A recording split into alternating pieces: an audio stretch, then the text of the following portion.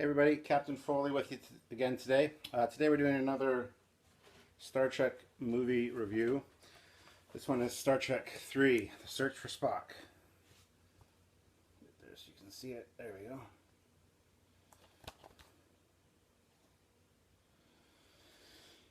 This is one of my favorites. I love the way it ties in with Star Trek 2. Basically happens right after the events of Star Trek 2. And yeah, usually it's the odd-numbered Star Trek movies aren't good. The even numbers are the good ones. This one's kind of an exception. There are a few things that are about it, but overall it's one of my favorites, and we're just going to take a look at it right now. So, hope you guys like and subscribe to my channel and like my videos. It really helps me out. I think I just hit 100 subscribers, so very excited about that. I'm trying to get that number up. So if you like these videos, please subscribe. If you don't like these videos, please subscribe. I'll probably do something you're going to like eventually. So I'm not a bad guy. I do say I love Star Trek to death, but they all have their little mistakes, foibles, things that shouldn't be, and I got to point those out. I got to be a devil's advocate. And I know I bashed JJ's Trek. It's got all its good points too, though. So everything's got its good points, everything's got its bad points. You can't judge something fairly unless you can judge the things you like equally as fairly. So that's why I'm doing these videos. A lot of people have requested them, so here we go. If you haven't had a chance yet, I suggest you check out my Star Trek 2 video when you get a minute. Probably before this one, and I also have done Star Trek the Motion Picture. I've also done both as JJ's Abominations, but I'm going to end up doing those in this format eventually, after all the Star Trek Prime universe movies are completed. So, and of course here at the beginning we get a little recap of what happened at the end of Star Trek 2 when Spock dies. We get the recap of his death, the recap of the funeral, and the recap of the torpedo tube landing softly on the Genesis planet at the end of the movie. And then we jump right into this movie. So, yeah, you've seen all this before, so I'm just going to continue on.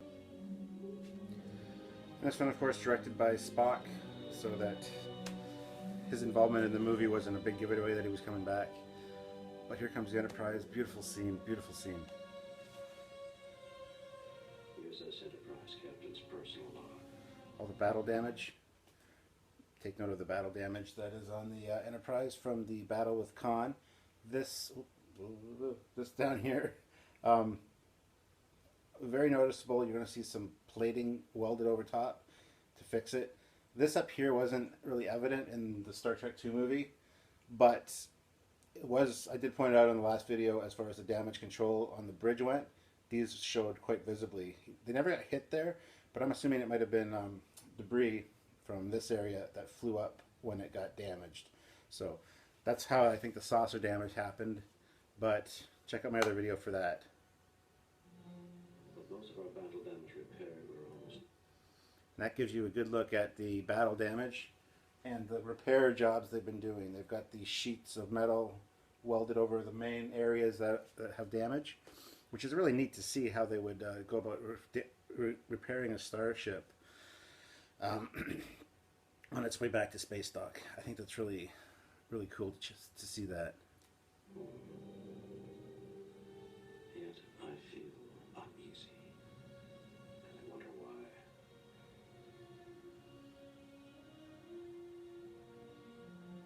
Perhaps it's the emptiness in this vessel. Most of our trainee crew have been reassigned. Lieutenant Savick and my son David are exploring the Genesis planet. Help create. Oops, wrong button. And Enterprise. I'm going to pause you guys for a second until I get something interesting. This scene here, of course, is the first time we see a bird of prey ever in Star Trek history, and use of cloaking devices in the movies. There's something I want you to take note of here. See here walking up? Oh, here. See this right here? That's clearly her veil. She has a veil over her face that just reveals her eyes. I've seen production photos of the veil on, but most times, or like in the movie here, all you see is it off. And obviously it's on there, and there's another scene later where it's on. And I'll point that out to you in just a second. See, now it's off. As we can clearly see, the beautiful Klingon cleavage. Where before, that was definitely covered, because that's what draws my attention to it, for sure. This is Valkyries.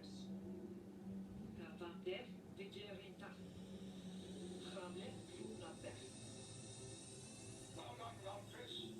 Well done. What the hell is it? It should pop.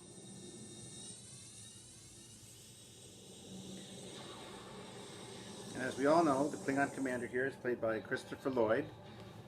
Amazing actor. Probably know him better as Doc Brown from Back to the Future. Klingon Targ.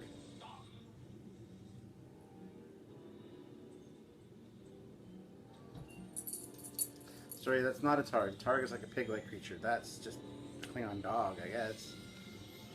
A Darg.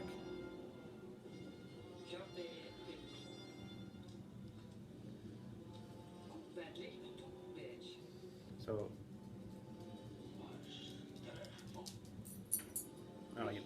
beautiful cleavage.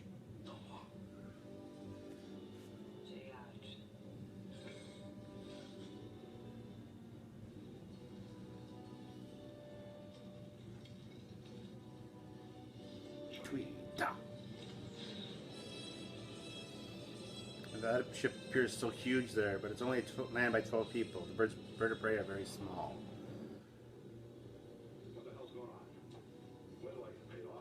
Soon, Captain. Quite soon.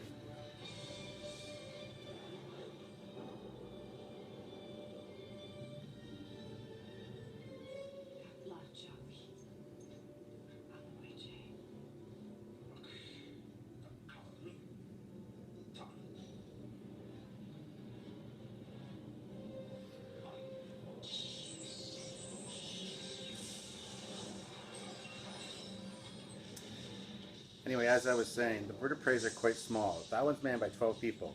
There's 3 different classes of bird of prey. In the Next Generation, it's the bigger class. I don't recall all their names offhand. There's the Burrell. I can't remember them. I'd have to look. I have the Haynes Klingon bird of prey manual, and it says in there the different classes. One's very big, that one, the bird of prey, is very small. 12-man crew is all it has, and I actually mentioned that later in this movie. I love that they have space dock in this movie and not just an orbital dry dock, because the last 2 movies we've seen the Enterprise in the orbital dry dock, and it's cool that they did something new with this movie. The dry dock is pretty cool. I mean, space dock. Once again, guys, it's morning. I'm working on my coffee, so I apologize for any mistakes I might make. And I love this movie too, because you get a lot of Starfleet operations information, like how things work. On their way back from a battle, how the damage was being repaired. The coming into space dock here, the protocols for if somebody steals a starship. There's a bunch of cool stuff that you learn about Starfleet in this movie. You get to see a real inside look of what goes on. That's really cool. Like this is cool too.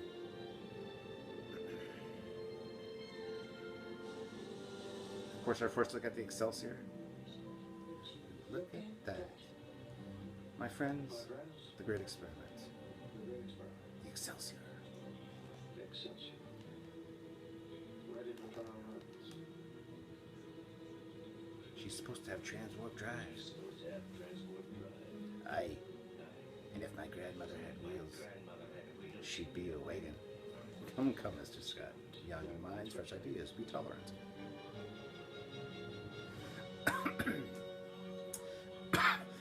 See, I can't really remember my first reaction to seeing the Excelsior. There's Janice Rand. She was, of course, in the motion picture, not in Star Trek 2. Motion picture, she was blonde. She was working in the transporter control room. And here she is here as a redhead. Good thing. Okay. Here, too, there's damage up on the warp engine. Don't recall that happening during the battle. However, once again, I don't know if it could be from flying debris from here. I think they made it look a little more damaged than it actually was from Star Trek 2, just so that it looks like it had the shit kicked out of it, which it definitely did have. Which leads me to JJ's Star Trek, where his fucking Enterprise in Into Darkness took more damage than the original series this Enterprise took through the whole original series and through all of the movies. It took a shit kicking, but JJ's would be totally freaking annihilated and destroyed by the amount of damage it took. It was a little ridiculous.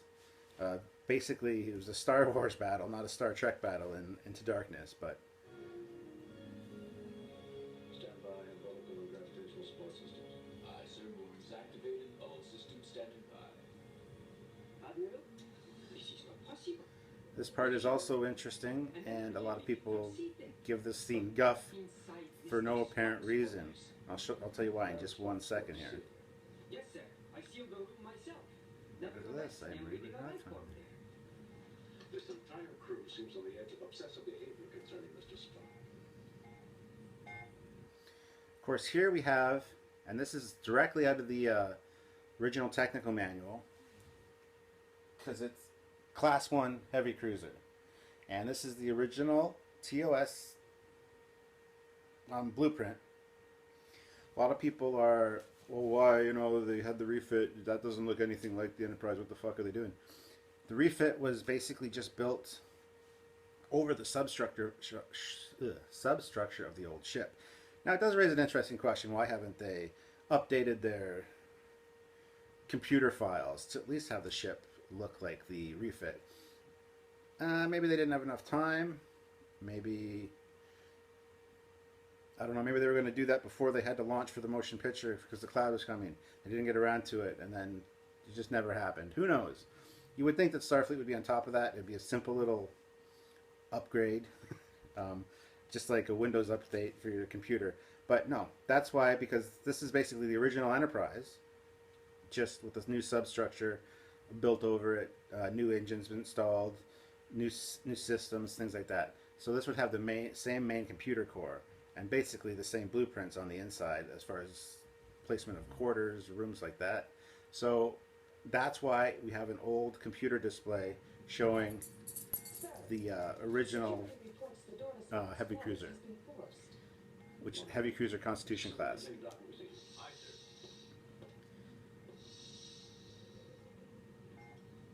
Yani sono gente.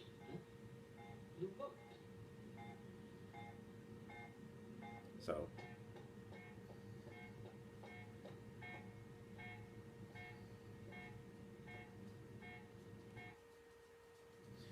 wrong button again. Morning. And this scene here, where Spock, where you hear Jim, help me. Those are actually essentially Leonard Nimoy saying that. Help me.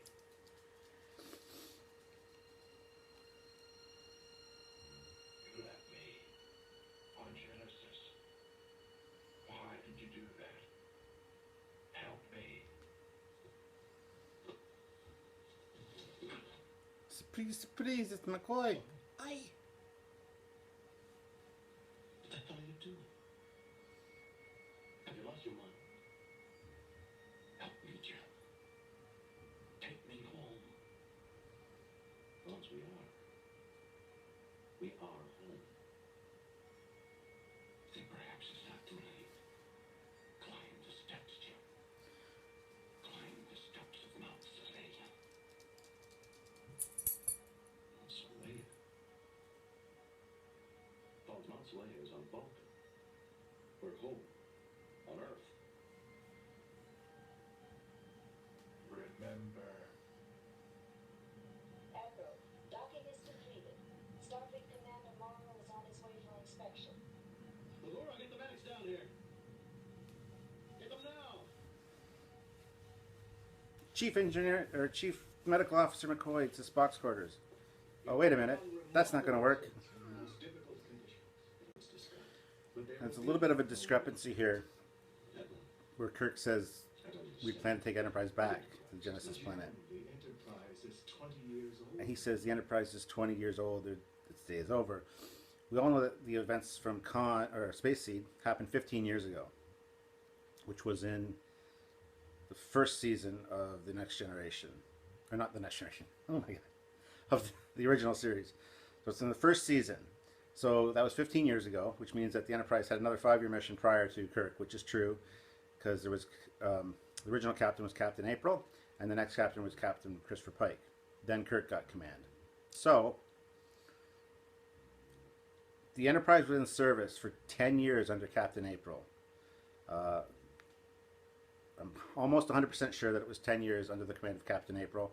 Then I think Christopher Pike did at least 1, maybe even 2 tours of duty. And assuming that a tour of duty for a Constitution-class ship was 5 years, it's a 5-year mission to explore strange new worlds, would make it a lot older than 20 years old. But if anybody's watching this that knows the numbers a bit better, I know them. I would have to look them up real quick. Pretty sure Captain April commanded her for 10 years, and Pike had at least 1 tour of duty, so 5 years. And then Kirk's 5-year mission, and then the 10 years after that. So 15 to go back to Space Seed, which is season 1, and then 5 years before that, 20, and another 10 years. So at least 30 years old. The Constitution-class Enterprise should be at least 30 years old. But they're just kind of throwing out a number there, and I don't think it's 100% accurate. There's been quite a few upgrades done to the Enterprise over the years.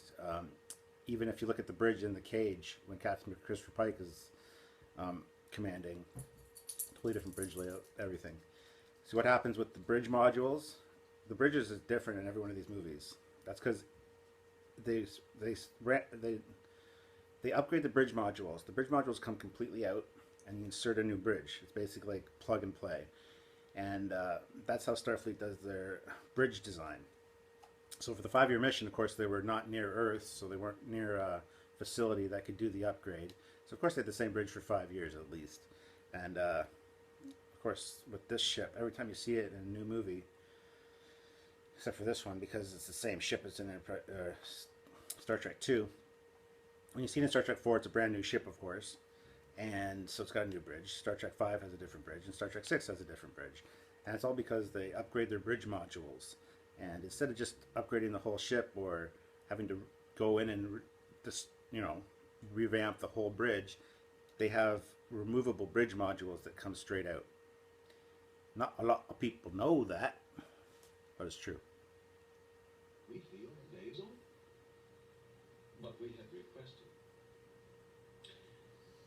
We'd hope to take her back to Genesis. That is out of the question.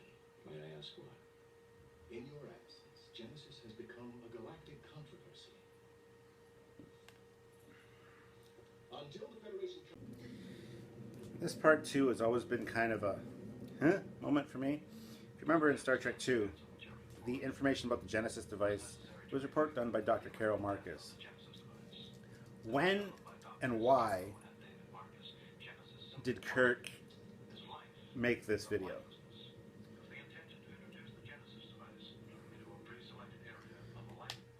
Okay, why would be the first obvious question. The next obvious question is, where did he make it? Did they go back to regular 1 after the Reliant got destroyed? Because the background here is clearly not the Enterprise, unless it's one of the Enterprise researcher science labs, which is a possibility, I guess. But why did he make this video? Why aren't they watching the video that Carol Marcus made? Why did Admiral Kirk go ahead and make a new video with basically the same animations and all the same information? It's just kind of a head scratcher. It's like, why? Because even in Star Trek 2, he had to show Spock and McCoy the information on the Genesis device because they didn't know anything about it. And it was a presentation by Carol Marcus, who was designing the thing, which makes 100% perfect sense. this with Admiral Kirk doing it really doesn't make much sense to me, and I don't know why he would have recorded this or when he even had the opportunity. Anyway, after his friend died, and Starfleet say, "Oh, you gotta call him up. You gotta make a new video to explain what the fuck happened." So do your thing. Present the Genesis device to us. I don't know. It just doesn't make sense. Another thing, these guys are speaking English on the bridge of the ship. When they're speaking Klingon, they're actually speaking Klingon. But Star Trek, on the English topic, senior Klingon officers spoke English. The reason for that was the subordinates didn't speak English. All they spoke was Klingon. So the best way to keep secrets from them is to speak English, which is Federation Standard, is what the language is called. And probably not English per se, but it's English that we hear. But it was called Federation Standard. The senior officers knew Federation Standard and spoke to each other in it so that their subordinates didn't know what the fuck was going on. It makes perfect sense, actually. So when they speak Klingon on this ship, it's actually Klingon. When they speak English, it's actually English. That's why they subtitle the Klingon for you. This gentleman here, Maltz, he is done by Dan Larroquette, John Larroquette, sorry, who played Dan in Night Court. Funny guy, good actor, and there's going to be a few more little tidbits about him during the course of this movie that I'll share with you. But yeah, that's John Larroquette from Night Court, the defense attorney Dan. They can make planets. I guess we'll see some homes in the country.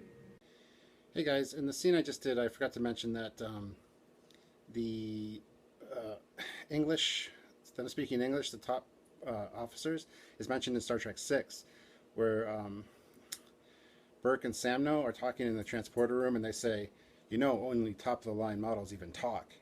That's exactly what they're referring to, is that the officers are the ones that speak English.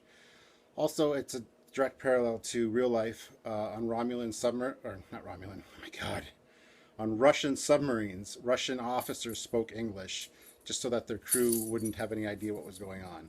I just thought I'd mention that because I failed to mention it in that video.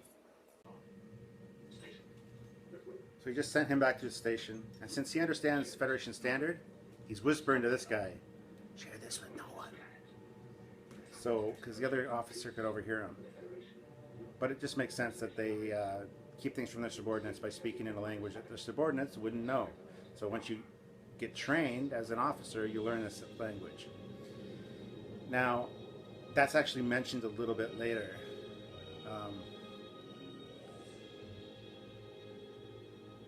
But we'll with that when we get to that. So here, of course, is the Grissom arriving at the Genesis planet. And Saavik is a different actress. She's not Kirstie Alley in this one. She's Robin Curtis. Another thing I want you guys to note.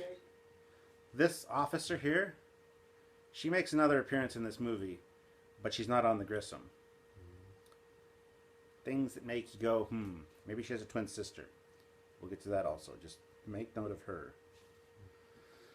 So, Saavik is played by Robin Curtis in this movie, not Kirstie Alley. And the reason for that is Kirstie Alley, A, is not a Star Trek fan, and B, wanted as much money as William Shatner and Leonard Nimoy for this movie. They basically said, no, that's ridiculous. They're the stars, and because she doesn't have any interest in Star Trek, it was just another movie to her, she opted out instead of not getting paid what she wanted. So that's the story behind why Robin Curtis got the role. And it's a shame almost, because Kirstie Alley was really hot back then, and I would have liked to see more of her. But Robin Curtis, I think, makes a better Vulcan-Romulan hybrid. She's much more staunch and more, I don't know, she just looks more like the role. Robin Curtis also did a few other Star Trek roles in The Next Generation. She played a Vulcan, and she also played a Romulan in one episode where Picard was working with the smuggling crew and was undercover. Gotta love these 80s computer graphics. They're just awesome. Gravitational fields are in flux. It must have soft landed. In code to Starfleet. Captain Spock's tube located on Genesis surface. Yes, sir. Coding your message.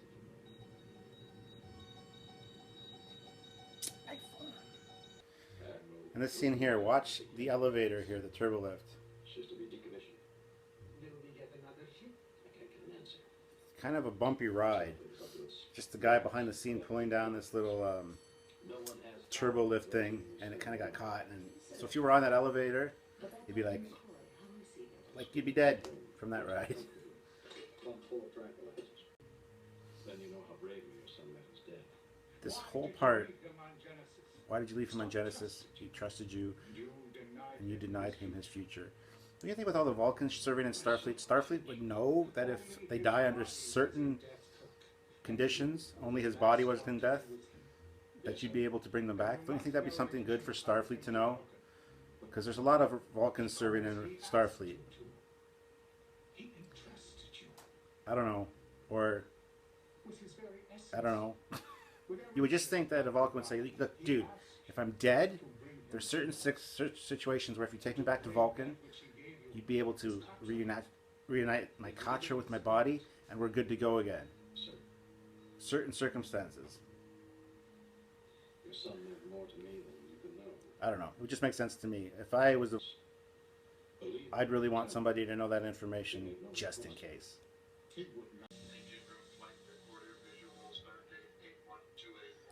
Engine room flight recorder visual. It's pretty good quality.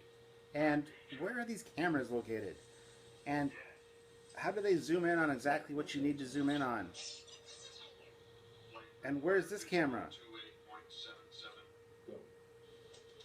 These, of course, are all just scenes from Star Trek 2. Legit.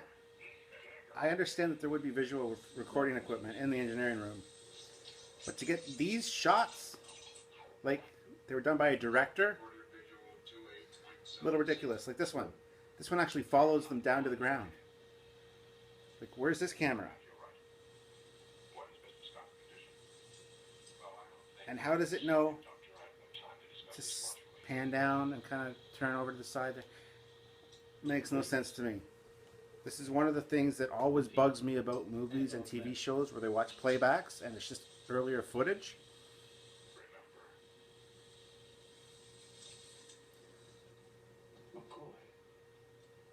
There's no way that there would be the camera set up to do that or make that kind of recording. It just doesn't make sense. It's one thing they should have fixed a little bit for that scene. I understand why they did it the way they did. However, it's not very realistic.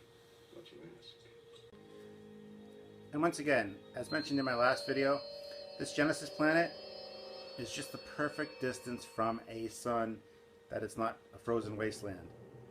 Or did the Genesis device create a sun? No one knows. It just kind of makes you roll your eyes and go, what the hell? It's proof that even movies that aren't JJ's can make mistakes. However, I'm much more willing to accept these kind of mistakes because this is true Star Trek. It's got all the Star Trek elements. It's got the scientific, well, mainly scientific fact.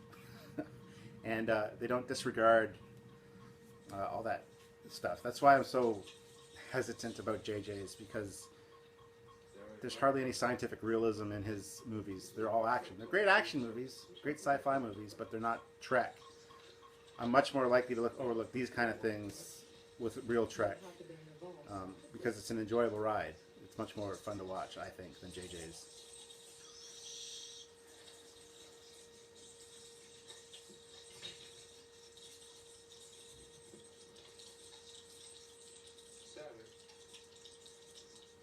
Good Lord, there's a naked Vulcan running around somewhere on this planet. Another thing about Saavik that you might not have known, she was Spock's protege. Spock was training her. Initially, she was going to replace Spock on the Enterprise because Leonard Nimoy didn't want to do Spock anymore. But that kind of fell to the wayside when these movies took the progression they did. I'm talking about loyalty and sacrifice. One man who's died for us. Another with deep emotional problems. Now wait a minute. This business about Spock and McCoy. Funny little fact, this little lamp behind McCoy Dot approves. No, this lamp behind McCoy, I actually had one of these as a kid. So when this movie, well, after this movie came out, but I used to have one of those in my room, and I thought it was so cool that it was in a Star Trek or movie. Dot, what's this? Who's these people? Look at these people. This is Dot. She's cute. And she likes Star Trek. I'll stop now because I'm embarrassing myself. I love little dogs. Oh, forget. I hear I'm new. But All stations clear. You amaze me, Commander. Okay, now this scene here, I know this is the hind end of space, but look at this place. Look at the fingerprints. Look at the dust on these consoles. I don't know about you, but I can't stand smudges or fingerprints on my iDevices. I need to wipe that shit off. I don't know why you wouldn't just wipe that off when you're working there. That's just a pet peeve of mine. I have a little bit of OCD. Well, actually, I have CDO. It's like OCD, only it's in alphabetical order. But if I was working there, that station would be clean. I need clean stations, clean touchpads, everything. Just a little Stuart moment there for you. Oh, and one more thing I really got to point out. Love the dude's hairstyle. It's so 80s. And those phasers, the phaser from this movie is one of my favorite phasers of all time. Even more so than the original series phaser. JJ should have done something more along these lines than along the lines he went. I hate the JJ phasers. But I actually have a phaser video. I have a collection of phasers downstairs in my collection. I have that particular one, just a resin prop. And if you want to check out one of my older videos, it's called Phaser Wall of Fame. And I go through all my phasers and look at them. So you might want to check that out if you're interested in that kind of thing. And this scene where they steal the Enterprise is awesome. And what is Chekhov like a Quaker? What's with this outfit? Look at the collar. It's also a good thing they're not all wearing uniforms, because the transition from Star Trek 3 into Star Trek 4, if they were wearing uniforms, it'd be very awkward to go back in time and be unnoticeable. So the fact that they were wearing all civilian clothes is kind of neat. But what the fuck is Chekhov wearing? Like, get rid of this. Clothes in the future. I tells you. May the wind be at our backs. Station space. Actually, might as well watch this part. It's totally awesome.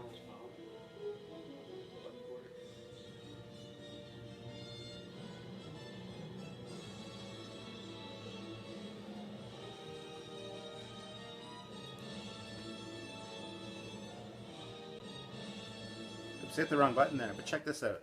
This damage on the saucer seems to have got bigger. And it's, I don't know. I don't see that damage happening in Star Trek 2. If you watch Star Trek 2, they never really get hit there. So I don't know if it's debris flying up from that, but it just doesn't make sense to have that much damage on the saucer section. Anyway, I just think they wanted to make the ship look more beat up than it actually was. Commander Starfleet, an emergency channel. He orders you to surrender this vessel. No reply, Chekhov. Steady as she goes, sir.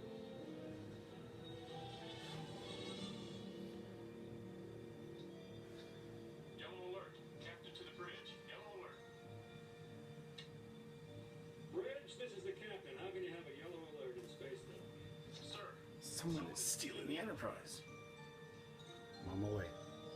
I'm on my way. Why does he have his little baton? Must be a new captain. Power hungry.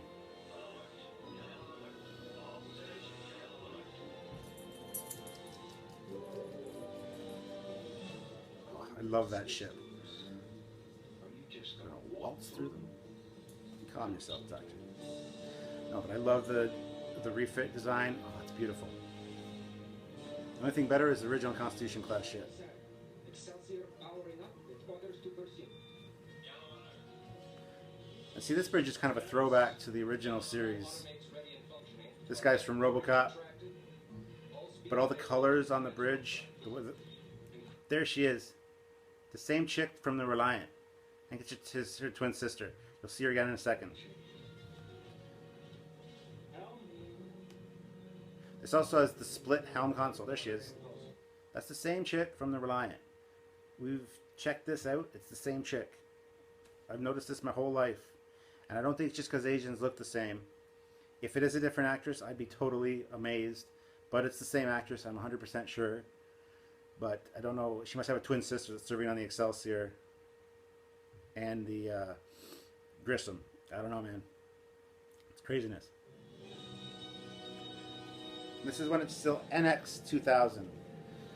It's not NCC because it's still an experimental craft.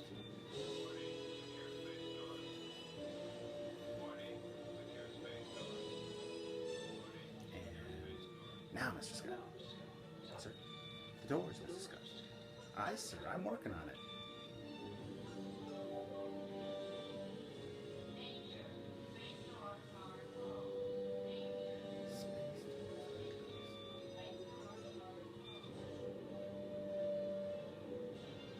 Oh, it's just an awesome scene. I'm sorry, I gotta watch it with you guys.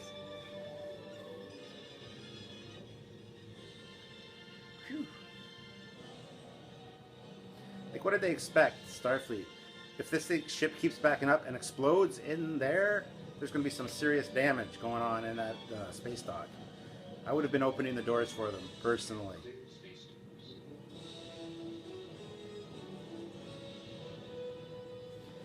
And there's more damage on top of the saucer section. When did this happen? When did this occur?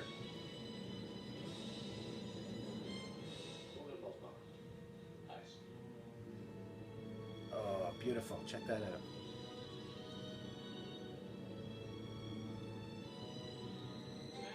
And there she is again. And then she's like, oh shit, I'm not supposed to be on this set. And she walks away. You never see her again. But it's cool how they have flashing multicolored displays like the original series. Doesn't make sense with a new class of starship and the way they're going with the design, but whatever. There she's again. Oh, there's the moon.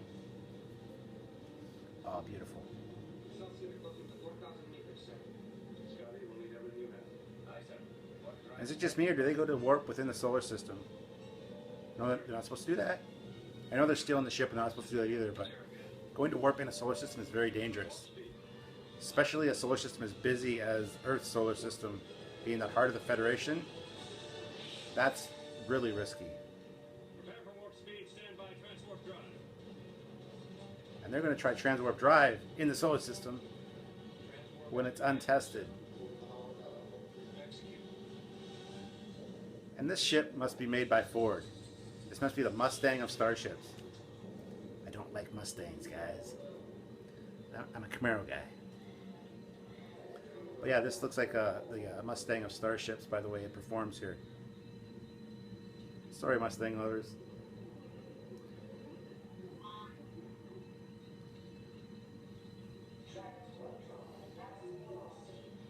Five, four, three, two, one.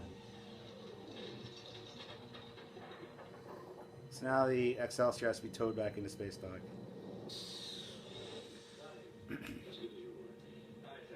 The more they overtake the balloon, the easier it is to stop up the drain. Here, Doctor, souvenirs from one surgeon to another. It might have remained Transwarp computer drive. Nice of you to tell me in advance. Well, that's what you do as your staff meetings, Doctor. And your work today has been outstanding. I can recommend you all for promotion in whatever fleet we end up serving. Best speed to justice. I also realized upon watching the clip back that I forgot to mention, you guys might be interested in how Transwarp Drive works. Transwarp Drive basically uses the transporters to enhance your warp drive. Essentially, to make it simple, simple explanation, they use the transporter to beam the warp engines ahead of the ship. So the ship theoretically has to travel faster to catch up to the warp engines. That's just a basic, simple explanation of how it's supposed to work. And it never really works for the Federation, so they scrap it on the Excelsior. By the time it becomes the Excelsior and Sulu gets command, it's just got regular warp drive on it. But that's just a little tidbit of how the Transwarp Drive is supposed to work.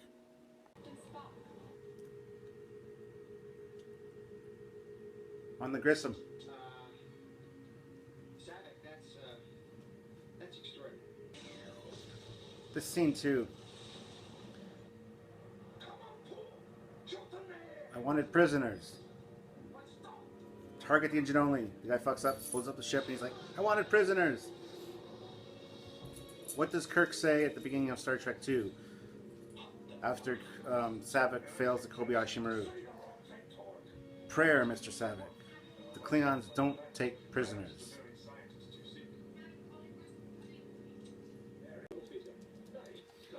In this scene, listen, Indications negative at this time. that's definitely Leonard Nimoy's voice.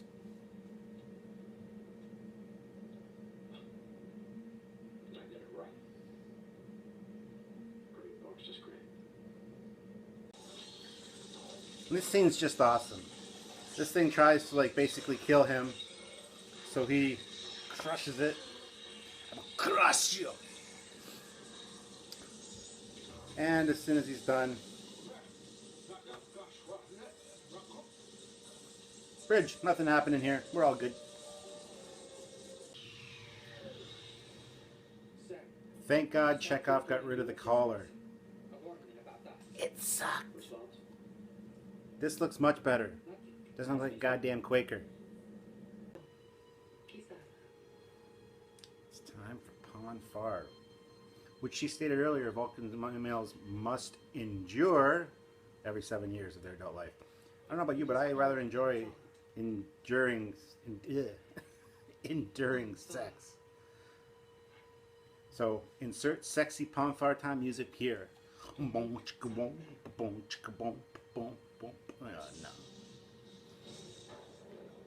I'll just go because I'm like embarrassing myself. Love this part.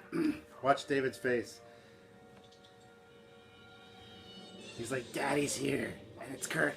He's gonna kick everybody's ass. We're gonna be safe.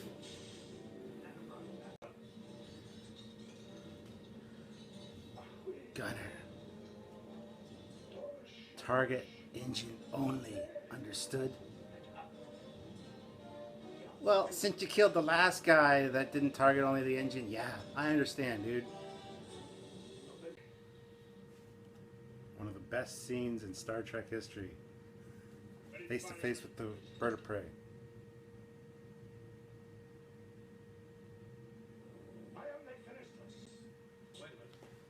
In this scene, Deshachve means I don't care which. So every time my wife asks me, what do you want? Do you want this or do you want this? I'm always like, Deshachve. kind of one of my favorite sayings. Deshachve. I don't care which. Something I use all the time.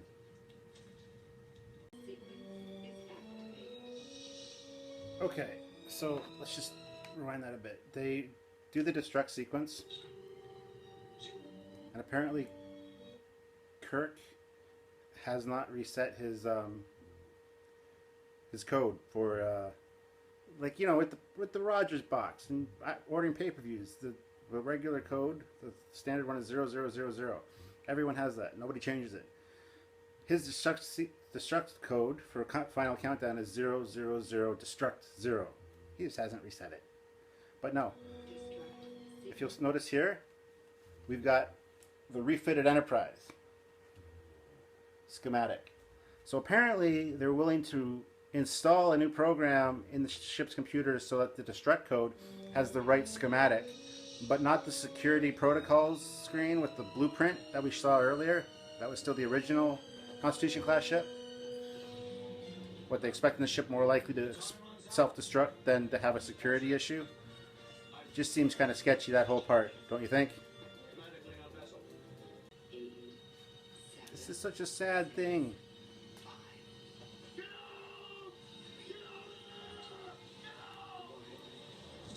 To me, this is more sad than Spock dying at the end of Star Trek II. I consider the Enterprise to be one of the main characters of this show. Like, my favorite character. And she's dying. It's sad. I don't like it.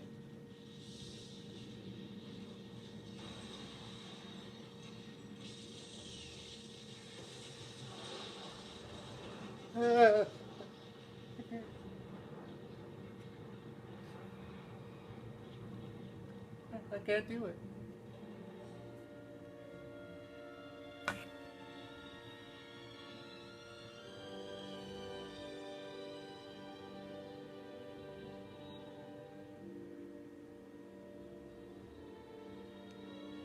And she burns up in the atmosphere.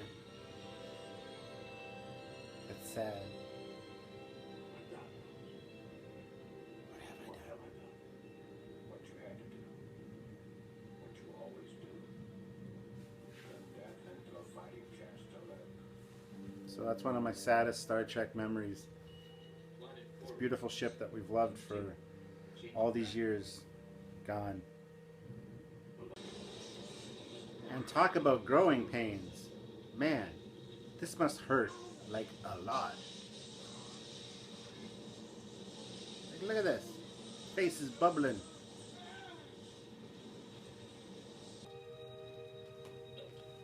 And this whole thing with malts. Bones, help Spock. We're gonna break out of orbit. You, help us or die. I do not deserve to live. Fine, I'll kill you later. Let's get out of here. And Mr. Checo, take the prison board. I said, wait. You said you would kill me. Hello. Right. Funny little thing about malts there. He got taken prisoner. And if you have the Star Trek Klingon Dictionary, if you read the introduction, at the very end, it says, malts, we thank you. Because malts, once they got him to Vulcan, he helped them write the Klingon Dictionary so that we have an understanding of the Klingon language. So thank you, malts. Actually, that's him right there, pointing at Commander Krug. So, pretty interesting little fact. Don't know if you guys knew that about the Star Trek Dictionary. It all came about because of malts.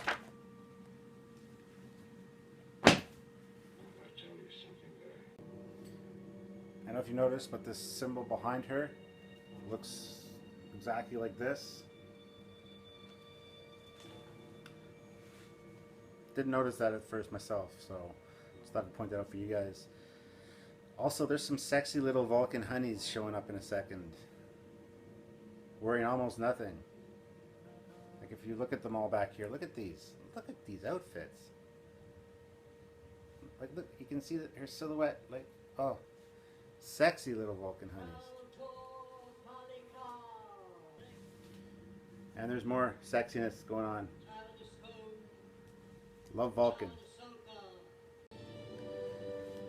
And the adventure continues. So that's it for Star Trek 3, guys. Thanks for tuning in. Hope you enjoyed this video.